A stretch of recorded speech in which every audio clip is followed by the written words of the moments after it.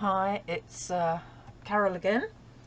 I've been asked to do a tutorial on combining images done at different times, especially when they've been done on a different image scale.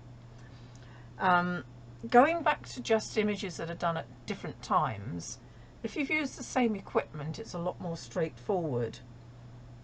Um, there are different methods of doing this. You can either throw all the files in together, but you do need to separate the flats, which will be different unless you've not moved the equipment in a long period of time.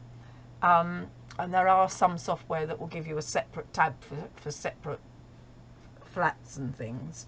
But I always find the easiest method is just to stack each individual image and then stack the stacks without further calibration files.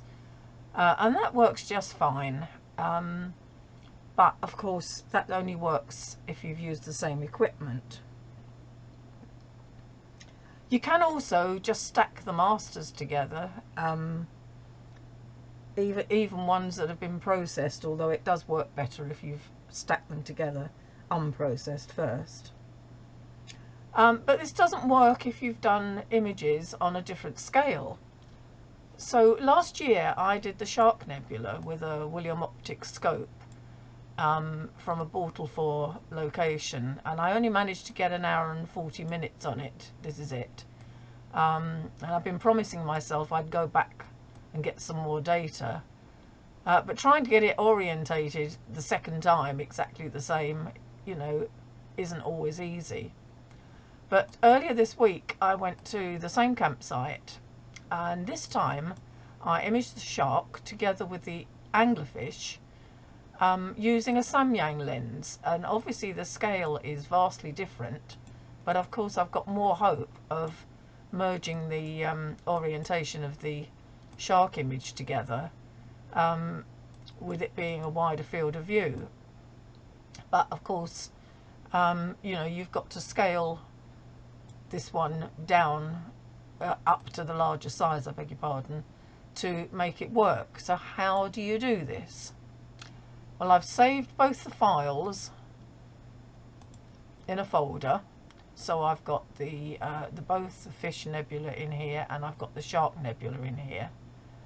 And I'm going to take them into Registar, which is my lifesaver. There are other softwares that will do this. I believe PixInsight, Maybury, Pixel Processor. There could be others, but as I don't use them, I don't really know. And I'm going to find those files, and I've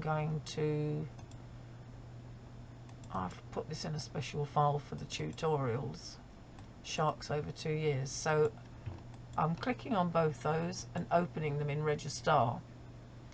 Now, I don't want that one to register to that one. I want that one to register to that one. So I think I have to put that one behind. Yeah, the one in 2019 has come up top. It's not a multiple source, it's a single source. And I'm just going to register them.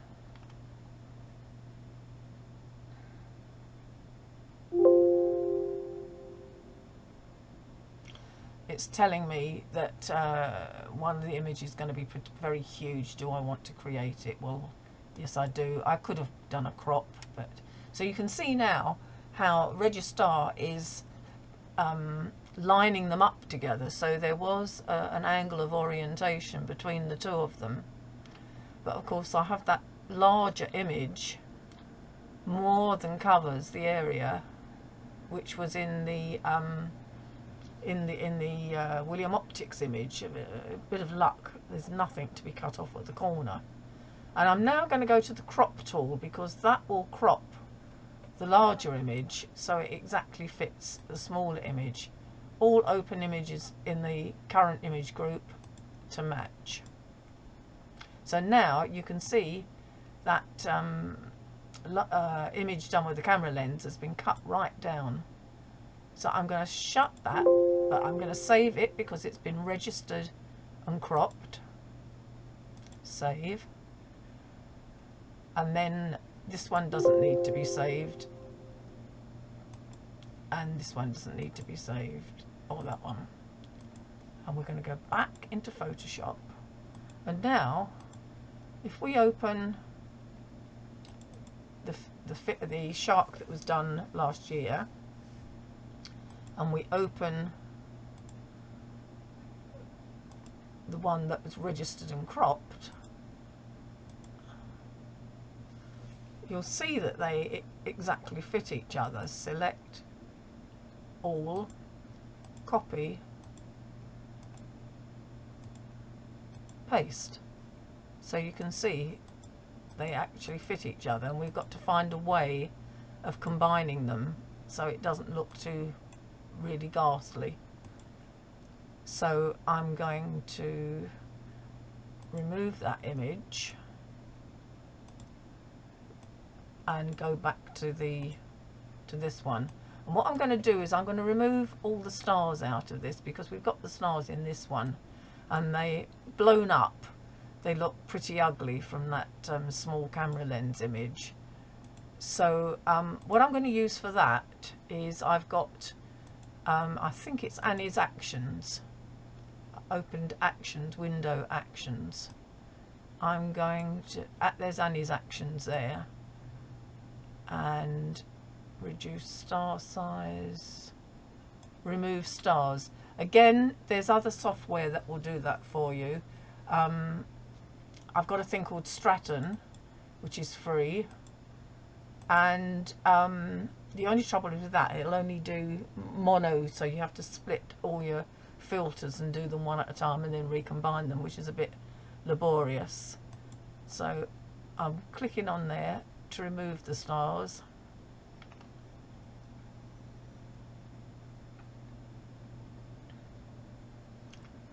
For some reason or other it's being a bit slow. Alright, it's done it now. Stop. So I'm going to paste this image over the top. Select all, copy, paste. And what I'm going to do is I'm going to blend them at about 50%. Actually, no, I think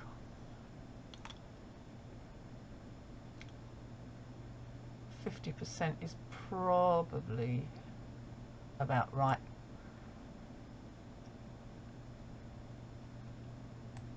And then I'm going to give that a new name, flatten the image, save as, I'll just call it Shark Combined. And I'm going to go back into this one, deselect, and I'm going to select the stars, select color range, highlights. You see there's little wiggly ants around the stars. I'm going to expand them, modify, expand, expand by 4, select, modify, feather by 2, and I'm going to copy, and I'm going to paste it into this image. So it's brightened all the stars up. The nebula's a little bit blurry, but as I say, that's just one method of doing it. Let's flatten that.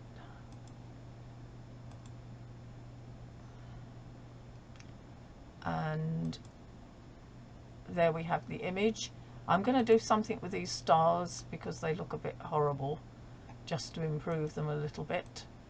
But anyway, that's just one way of, I'm going to blur that. Gaussian blur. Okay, I'm going to do the same with that one. Blur. Deselect. So here we have a combined image. I mean, I'm sure there's a lot more fancy things than that that you can do to improve it, but I've actually run out of time now. As you can see, I only get 10 minutes. So That's just to give you a rough idea. Fiddle with it how you like.